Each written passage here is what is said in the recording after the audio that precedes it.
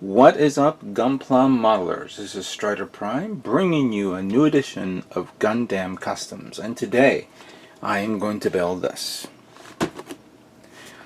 The 1/100 scale, RE100, Reborn 100, MS08 TX Exam Ifrit Custom, the Principality of Zeon's exam system loading test type mobile suit, from the Mosu Gundam Blue Destiny manga series, as I read recently.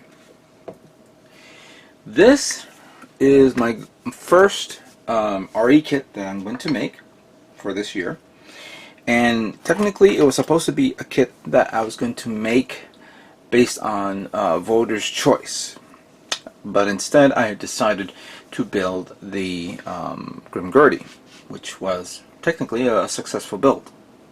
But the reasons why I held off on building this one is because about a couple of weeks ago I received a chat from Zaku Aurelius, who asked me if I was interested in doing a build-off with him and a couple of other model builders, which he just released a video this week. And he, of course, he named me that I was going to be part of this build-off. So I am joining the likes of course, Zaku Aurelius, Justin's Builds, Gundam UK, Jabman025, and the ever so popular Ed, or 00 Gundam Reviews V2, I think it is. I could be wrong. I'm sorry, Ed, if I butchered that, so I apologize. But yes, and me. So we're talking 6 Gunpla modelers building all the Ifrit custom. And I think that was the coolest idea. When he told me that, and I said, oh wow, you could have hit me up a little early in regards to that while I was telling everybody to vote, but no matter. I began with the Ifrit, done. I'm sorry, began with the Grim Gurdy, finished. Now we're going to move on to the Ifrit custom, and I have to say, looking at the box art, looking at the history of this kit, of this mobile suit, looking at all the information, I kind of got a little bit more familiar with this model kit in every aspect. But we're going to walk through this step by step. I don't know how long it's going to take. This is going to be my custom, and hopefully you guys will enjoy this lengthy build, because I think this is going to be a lengthy build. Even though this is not a master grade kit, the amount of time I'm going to be putting on detailing, painting it, detailing it, maybe doing something unique, I don't know. I'm going to be trying out a lot of things that I've learned with my Grim Gurdy, and hopefully I measure up to the model builders that are now preparing their kits as well. So let us look at the contents of this kit. First of all, let's look at the side parts, the side portions of the kit. And by the way, I got this kit at Gundam Planet. I'll put a link on this video so you guys, for those of you who have not gotten the Ifrit, click on the link below. See if you can get yourself a hands on one, maybe 2, who knows. So retail is 3,500 yen. This is basically a close combat mobile suit with some range combat weaponry, both on the these unique missile pods and the, I believe, either missile or rocket pods on the forearms. But the sword is pretty much what shines on this kit, and very nice, good detail on a lot of things. You see, here's some more detailed information. You get not 1 but 2 hands. One, of course, is the holding the sword, and the other one's a regular fist hand. Understandable. If we would say, oh, why not manipulator hands? And maybe there are third-party hands out there to make this kit a little bit more better, but I'll stick with the stock hands for now. Alright, so let us open this up. Put this to the side. Ooh, this is going to be interesting. Alright, so first up we're looking at here is the A plate. Right now off the bat we see 1, 2, 3, 4, 5 white parts. I'm glad that the missile pack is not one of those packs where you have one piece and it has the moldings showing the missiles, but you have to paint it. At least it's a part that will go over it, so that's, you know, I'm glad Bandai did that, otherwise we would have been all going crazy with that. And of course detail parts of the side armored parts and portions of the leg.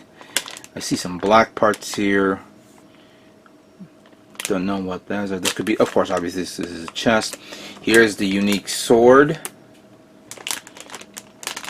It's very nice. I like how the blade is. And then a mono eye, which is, ooh, purple. Oh, okay. We have the stickers, and some polycaps. I don't think we're going to be using all these polycaps. Wow. Did I ever tell you the box that I have full of polycaps? I should show that one day. Alright, so we have charcoal parts here.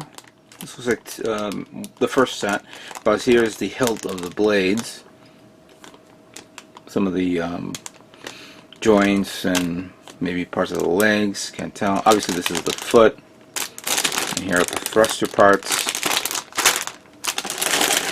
And we have, oh, by the way, this plate was plate D2. And I'm sorry, I forgot the orange trim parts. Where did I see that before? Oh, we'll look at that in a minute. Okay, so we have a C plate, 1 and 2. And we have assembly of the arms, bicep, portion of the leg, the bottom part of the leg, upper part of the leg, the missile pack, which is molded into one piece. Very hollow and very interesting. You see portions of the forearm for the weapon, for the missile on the forearm, front part of the leg, and some minor details here and there.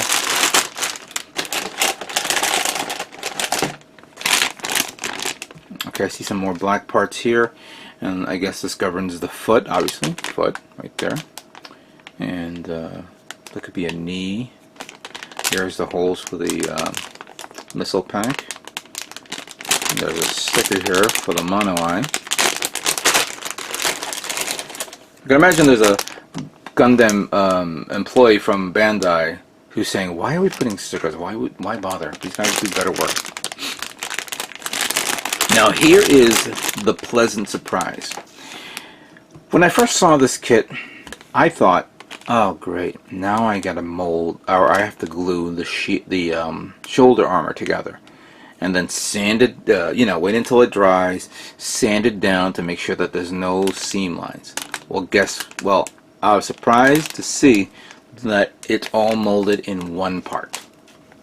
Now that is a joy, just seeing that. Individual spikes, which can be put on, of course. I wonder what that is. You get 2 of them, but alright, fair enough. Okay, so we have more plates here. Oh, this was plate F. This one's plate D1, which is part of the charcoal parts that we saw. So it's the same plate down here, but up here we have the waist, we have the hands, as we mentioned before, and probably more connectors and detailed parts. Here are the leg side armor parts, kind of like the side armor parts that's on the Sinanju and the Sinanju Stein. This could be the head. Here's the chest, some of the skirt armor, back armor, side armor. Alright, pretty good. Pretty good. There's some paperwork here, which we're going to review right now. Let me put everything back where it was.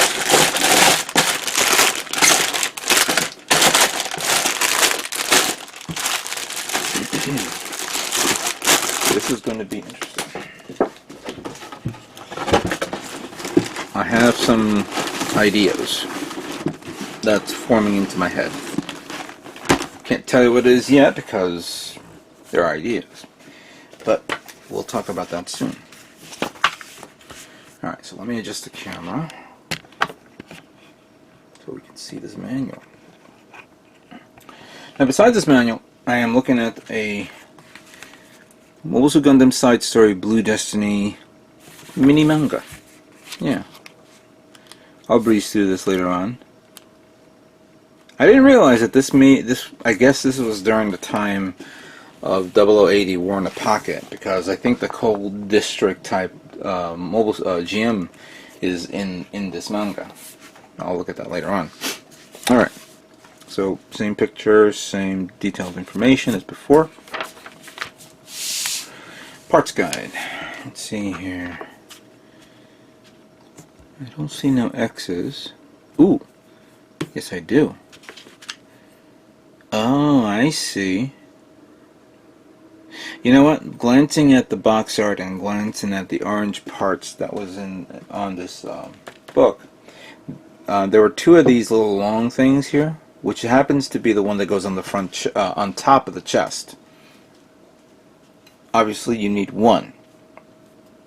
You don't need the other. Okay, that's good to know. And see a few polycaps here and there that you don't need, so good to know there. Alright, now here's a quick overview where it talks about the body unit, head unit, legs, waist, backpack, and blah blah blah.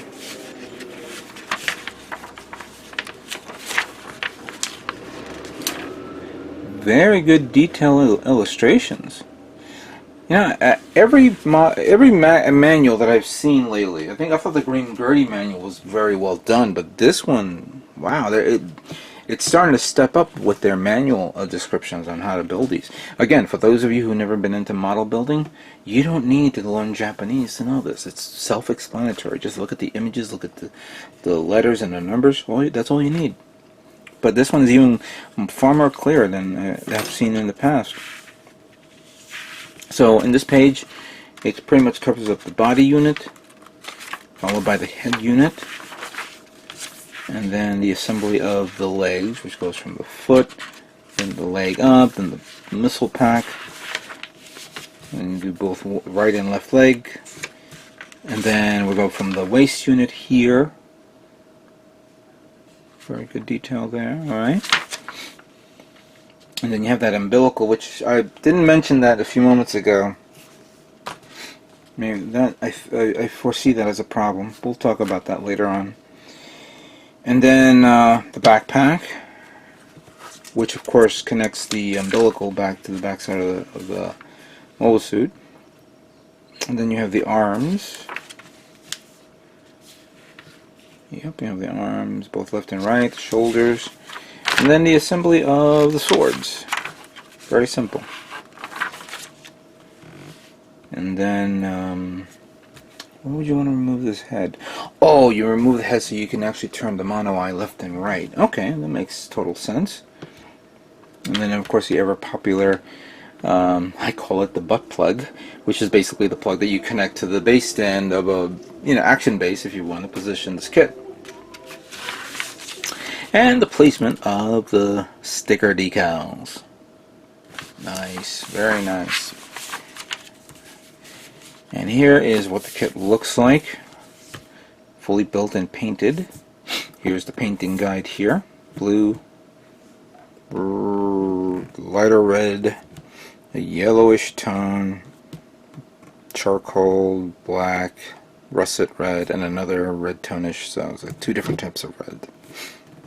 Alright, that is going to be, this will be a fun, interesting build. And speaking of build, let's talk about the type of paints I'm going to use for this kit.